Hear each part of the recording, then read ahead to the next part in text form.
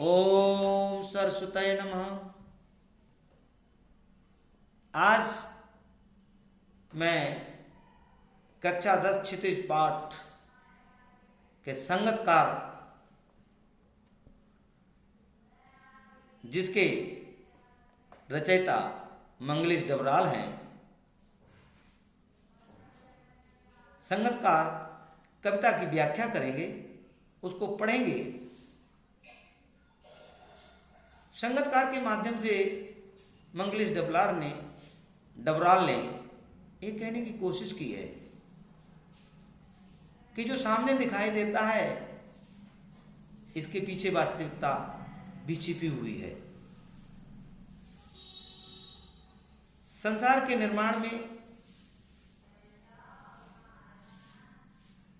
जैसे जब भगवान राम ने लंका विजय के लिए गए, उस समय हनुमान बड़े बड़े पत्थर ला करके पुल बांधने के लिए लाते थे, तो उसमें गिलहरी आई। गिलहरी ने कहा, भगवान हम भी पुल बांधने में आपका सहयोग करना चाहते। भगवान ने सार स्वीकार किया और वो गिलहरी छोटे छोटे कण अपने शरीर में लपेट कर लाती और वहां डाल देती। तो इस कविता के माध्यम से, संगतकार कविता के माध्यम से जो भी इस संसार में निर्मित हुआ है, चाहे कोई कहानी हो, चाहे नाटक हो, चाहे उपन्यास हो, या उसका रंगमंच का कोई कार्यक्रम हो, तो उसमें केवल हीरो ही नहीं काम करता, बल्कि उसके पीछे, पर्दे के पीछे अन्य लोग भी उसका साथ देते हैं।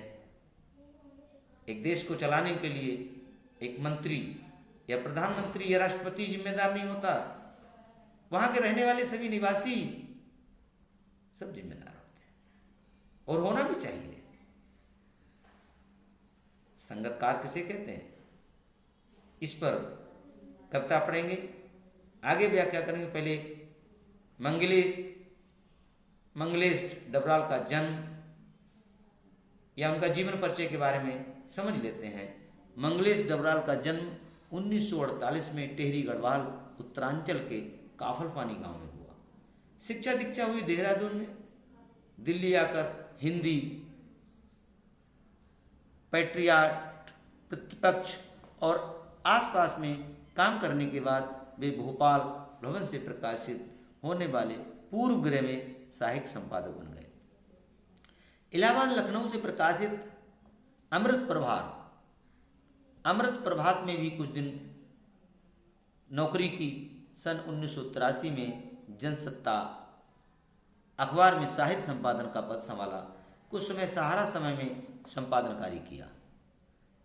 मंगलेश डबराल के 4 कविता संग्रह प्रकाशित हुए। पहाड़ पर लालटेन, घर का रास्ता, हम जो देखते हैं, आवाज भी एक जगह है। साहित्य अकादमी पुरस्कार वाले पहल सम्मान से सम्मानित मंगलेश की ख्यात अनुवादक के रूप में हुई। मंगलेश की कविताओं के भारतीय भाषाओं के अतिरिक्त अंग्रेजी, रूसी, जर्मन, स्पेनी, पोलिस्की और बल्गारी भाषाओं में भी अनुवाद प्रकाशित हुए। कविता के अतिरिक्त वे साहित्य, सिनेमा, संचार माध्यम से संस्कृत पर सवालों पर नियमित लेखन भी करते रहे। मंगलेश की कविताओं में सामंती बोध एवं पूंजीवादी छल छद्मों का प्रतिकार है। सामंती बोध, जिन लोगों की मना स्थिति ऐसी होती है कि स्वयं जीते हैं, दूसरे को जीने नहीं देती, ऐसी मना स्थिति वालों को सामंती बोध कहते हैं। इसका प्रतिकार किया, इसका विरोध किया, पूंजीवाद का भी विरोध किया। एक आदमी गरीब होता चला जा रहा, एक रईस होता चला जा रहा। श्वानों को मिलता दूध भात, भूखे बच्चे पकलाते हैं, माँ की गोदी से ठिठुर जाड़ों की रात बिताते हैं। इन चीज़ों को लेकर के पूंजीवाद का उन्होंने पूरा विरोध किया, प्रतिकार किया उसका। ये प्रतिकार किसी शोर शराबे के साथ नहीं करते, अपनी सुंदर कलम से रचना रचकर करते हैं। उनका सौंदर्य बोध सूक्ष्म और भाषा पारदर्शी है। लगाव नहीं भाषा में है, आप आसानी समझ सकते हो कि वो क्या कहना चाहते हैं। आगे हम पढ़ते हैं। संगतकार।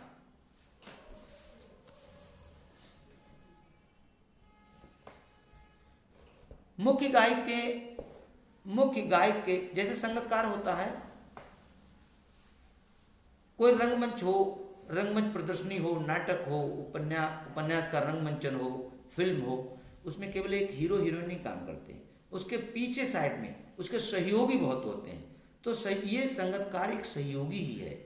संगतकार सहयोगी है, वो उसको सहयोग देता रहता है, जब वो गिरता है तो उसे उठा लेता है। तो संगतकार के माध्यम से, यहाँ संगतकार मतलब ये कहना नहीं है कि संगतकार का अस्तित्व होता है, लेकिन इसके माध्यम से वो हम लोगों को संदेश देते हैं कि जितने भी लोग हैं इस दुनिया में, सबकी अपनी अपनी ड्यूटी है, सबके अपने कर्तव्य हैं, और उन चीज़ों को भी आप देखिए जिनका अस्तित्व दिखाई नहीं देता। जैसे रामवृक्ष बेनीपुर की नींव की ईंट थी, बिल्डिंग बनती है लेकिन उसके नीचे ईंट दबी रहती है, उसका अपना अस्तित्व होता है। बिल्डिंग के ऊपर और इस तरीके से समाज की जो सामाजिक संरचनाएं हैं, सामाजिक का जो विकास हो रहा है या आर्थिक विकास हो रहा है, उसमें एक आदमी का सहयोग नहीं होता, अन्य लोगों का भी सहयोग होता है। अगर वो दिखाई नहीं देता है तो उसके अस्तित्व को हम नकार नहीं सकते। इसी तरीके से संगीतकार के माध्यम से मंगेश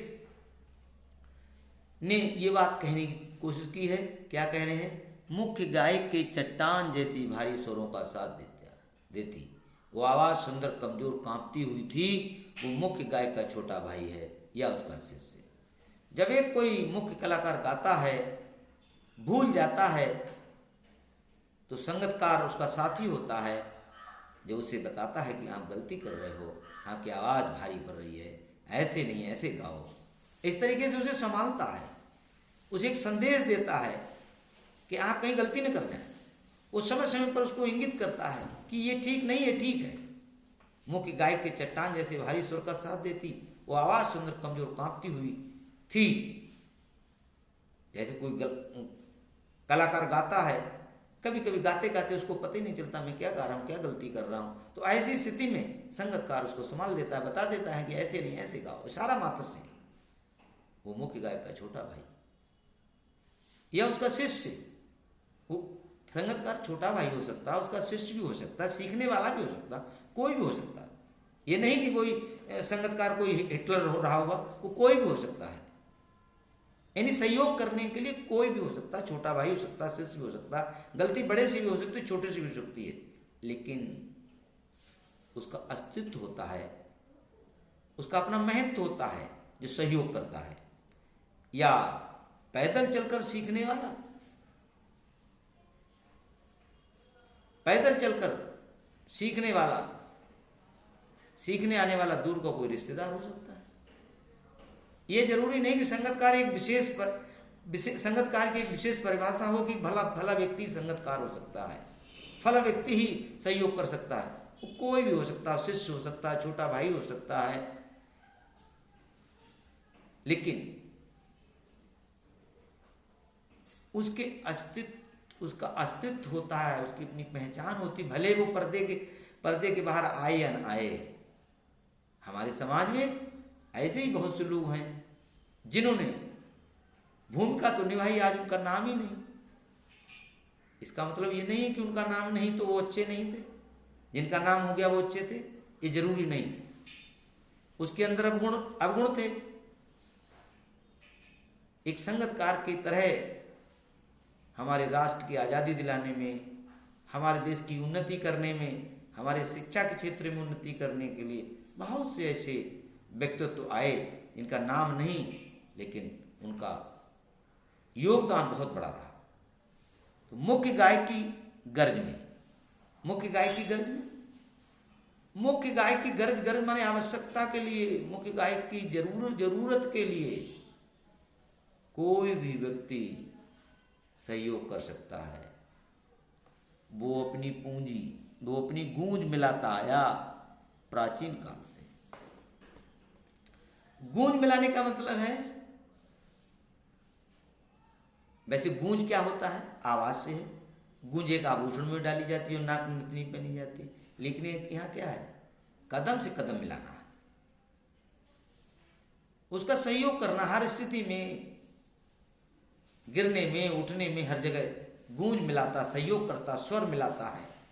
प्राचीन काल से, आज से नहीं। ये संगतकार प्राचीन काल से सहयोग करते आए हैं। प्राचीन काल से आज तक समाज में जो भी बदलाव हुए उसमें ऐसे संगतकार जैसे लोग बहुत से आए, बहुत से उन्होंने सहयोग किया। क्या होता है,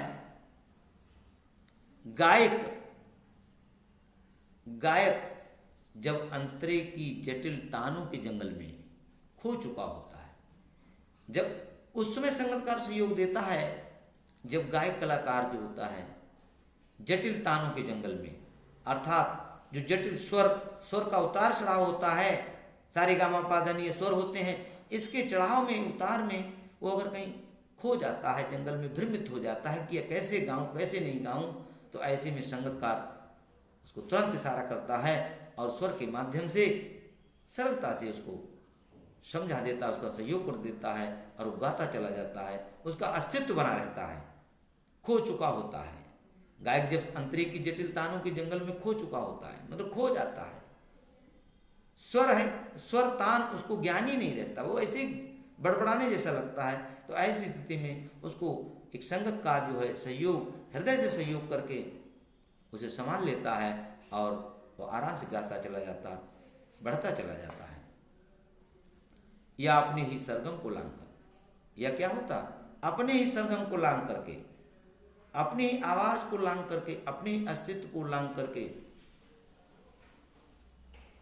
या अपने जो गा रहा होता है उसे स्वर का लय का ज्ञान ही नहीं रहता, उसको लांग जाता है, वो दूर चला जाता है, जाना नहीं चाहिए, बेतुका गाने लगता है, ये मतलब।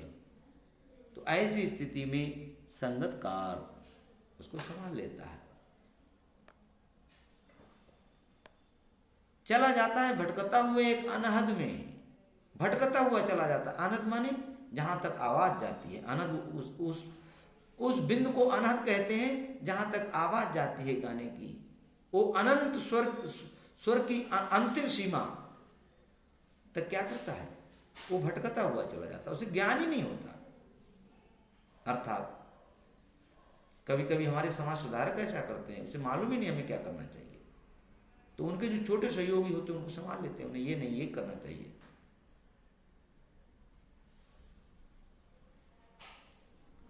तब संगतकार स्थायी को संभाले रहता है। तब संगतकार क्या होता है, जो उसका संगतकार होता है, जब वो भटक जाता अपने स्वरों से, अपने तुकों से, अपने लय से, तो संगतकार उसको संभाल लेता है, उसको सहयोग कर देता है। जैसे समेटता हो मुख्य गायक का पीछे छूटा हो सामान, ऐसे समेट लेता है जैसे मुख्य गायक का कोई सामान छोड़ गया है तो उसको समेटते चला जाता, सहयोग करता चला जाता, उसका अपना अस्तित्व होता है, उसे याद दिलाता है उसका बचपन याद दिलाता है। जैसे बचपन में लोग गलतियां करते हैं तो माँ बाप उनको संभाल लेते हैं, जब वो नौसिखिया होता है तो उसको गुरु संभाल लेते हैं। लेकिन आदमी परिपक्व होने पर भी गलती करता है तो उसके अन्य सहयोगी उसको संभाल लेते हैं।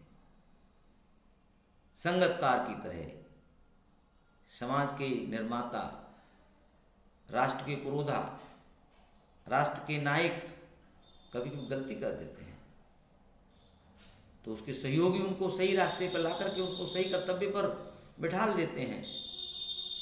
यही संगतकार कविता के माध्यम से कवि ने हमको संदेश देने की बात कही। और संगतकार का अपना अस्तित्व होता है, उनकी मनुष्यता होती है।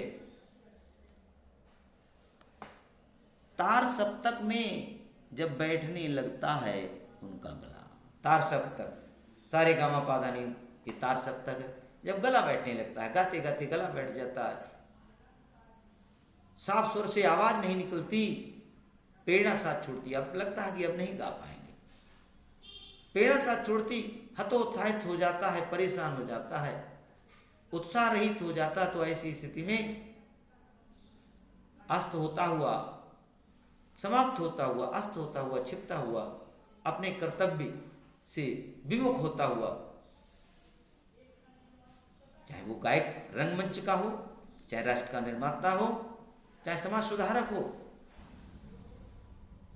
समय समय पर हुए इनको प्रेरणा देने के लिए कोई न कोई रहा होगा। संगतकार जैसे लोग रहे होंगे जिन्होंने उनको उठाया, आगे बढ़ाया और उनका सहयोग किया। आवाज से राग जैसा कुछ गिरता हुआ, आवाज से राग जैसा कुछ गिरता हुआ, अर्थात उनकी आवाज बेरुखी हो जाती है, राग मतलब अस्तित्वहीन हो जाती है, उसका कोई महत्व ही नहीं रह जाता, न समझ में आता क्या गा रहा क्या नहीं रहा। ऐसी स्थिति में संगतकार उसको संभाल लेता है, उसे स्वर देता है, उसे आवाज देता है, उसके स्वर से स्वर मिला करके आगे गायकी को बढ़ाता चला जाता, हर स्थिति में संभाले रखता है। कौन? संगतकार। तभी मुख्य गायक को ढांढस बनाता, ढांढस हिम्मत, ढांढस हिम्मत।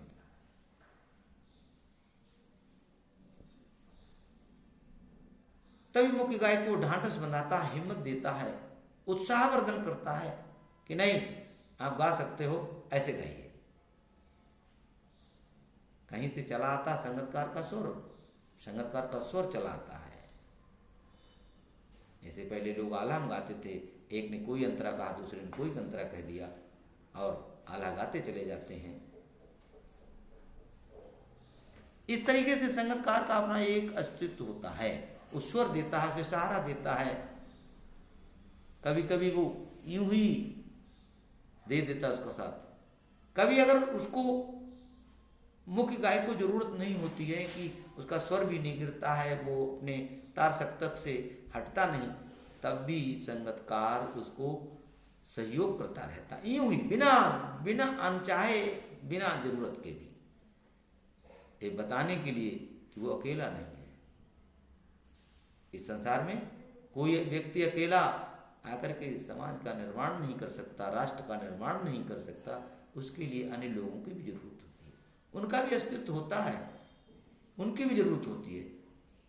अकेला व्यक्ति कुछ नहीं कर सकता। कहने का मतलब ये है, संगतकार की तरह हमारे समाज के निर्माण में, राष्ट्र के निर्माण में और हमारी उन्नति के लिए देश में रहने वाले हर व्यक्ति का अस्तित्व होता है, उनकी हिम्मत होती है, वो हमें हिम्मत देते हैं और हम आगे बढ़ते चले जाते हैं, शाबाशी दे देते हैं। जैसे दौड़ने वाला दौड़ता है, लोग ताली बजाते हैं, उसके उत्साहवर्धन करते हैं, तो ऐसे करके वो संगतकार हमारा उत्साहवर्धन करता है, हमारा नहीं पूरे समाज का उत्साहवर्धन करता है। कविता के माध्यम से कवि डबराल ने यही कहने की कोशिश की है, ये बताने के लिए वो अकेला नहीं है, मतलब उसके साथ अन्य लोग भी हैं और ये फिर गाया जा सकता है, और ये फिर गाया जा सकता है।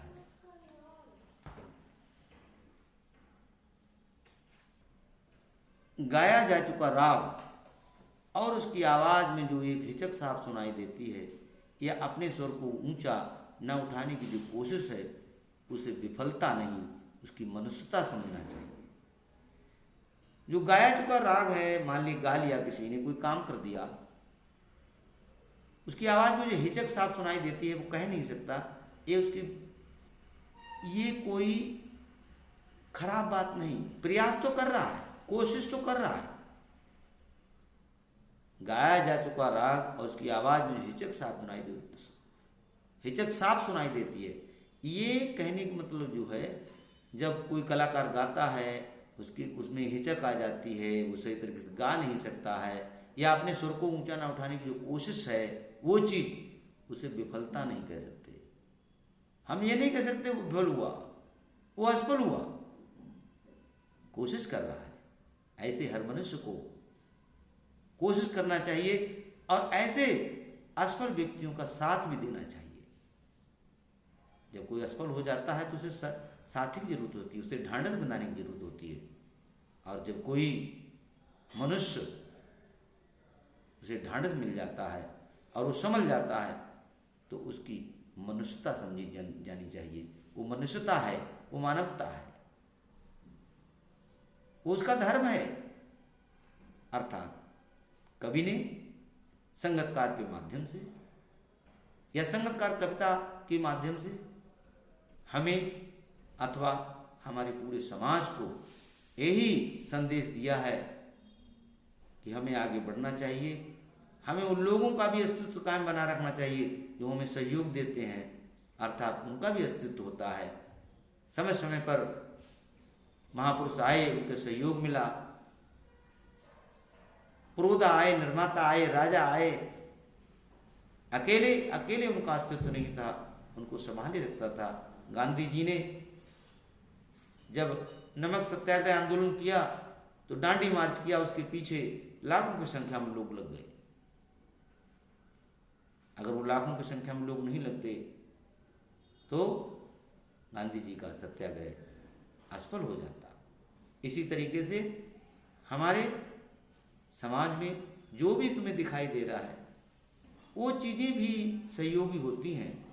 जैसे पेड़ बड़ा होता है, कार्बन डाइऑक्साइड, सूर्य का प्रकाश आदि तत्वों से पेड़ भोजन बनाता है, बढ़ता चला जाता है।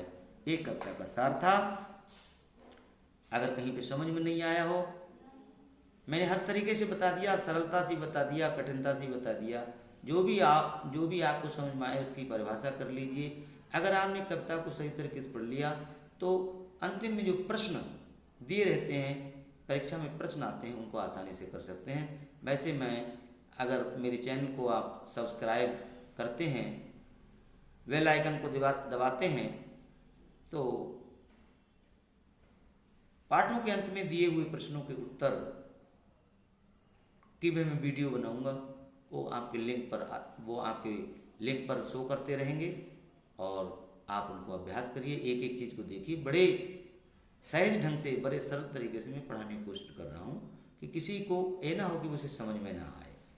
और पढ़ते समय या समझते समय 3 स्तर के लोग रहते हैं, तीव्र बुद्धि के, मंद बुद्धि के और मध्यम बुद्धि के। तो ये मैं समझता हूँ कि ये चीज़ सबके समझ में आ गई होगी। खैर, धन्यवाद।